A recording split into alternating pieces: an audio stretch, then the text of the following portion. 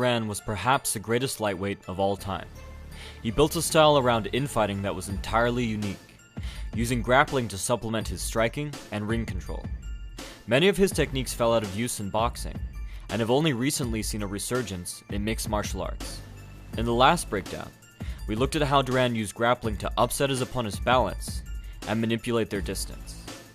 This time, we'll look at how DURAN transitioned from these wrestling ties to trap his opponent's arms and create new openings of attack. We'll start with DURAN's favorite position, an overhook. DURAN would stop using this position to wrestle his opponent and instead trap his arm in the crook of his elbow or side. He would then throw a shovel hook to his opponent's exposed ribs. DURAN could either twist his opponent's elbow up or pull his arm straight.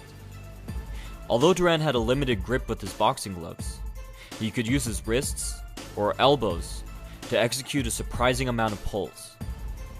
DURAN could effectively use underhooks for this same purpose, tilting his opponent into his punch and amplifying his power. DURAN also used underhooks for ring control, turning his opponents if he got caught on the ropes, and attacking them while they were off balance. Cutting off the ring on DURAN wasn't a reliable strategy for his opponents, as they were essentially just taking themselves to the corner for him. The last position DURAN commonly used to set up his punches was a collar tie. He would grab his opponent's neck and pull his head into the punch. DURAN also used head control to trap his opponents in place to set up his cross. I mentioned last time that DURAN was an expert at hand fighting his opponent to find impossibly tight angles from which to attack. His most brilliant technique was to wait for his opponent to overcommit by pushing too hard, and then disengage to attack the new opening. This became even more confusing for his opponents when DURAN suddenly switched the purpose of either hand, turning his grappling hand into his striking hand, and vice versa.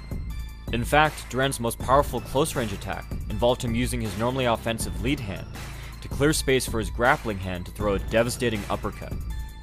This insanely tight, diagonal uppercut whipped his opponent's head back, positioning it perfectly to follow up with the lead hook. At the beginning of his fights, DURAN kept his head on his opponent's lead shoulder, out of reach from his power hand. But as the fight went on, DURAN began to move out of this position into progressively more offensive ones.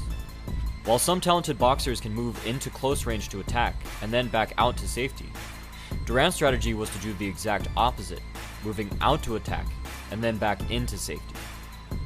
Leaning his head on his opponent's rear shoulder allowed DURAN to attack his head with rear hooks and crosses, and allowed him the reach to deliver his devastating liver shots. DURAN could deftly switch between either shoulder position, weaving his head over or under his opponents to attack different angles and avoid blows. The precision with which he did this was nothing short of incredible. When DURAN knew he had his opponent beat, he would straighten up and move out to mid-range to attack with more power. His strategy was to weave or roll into mid-range to punch, and then move back to either shoulder position for safety.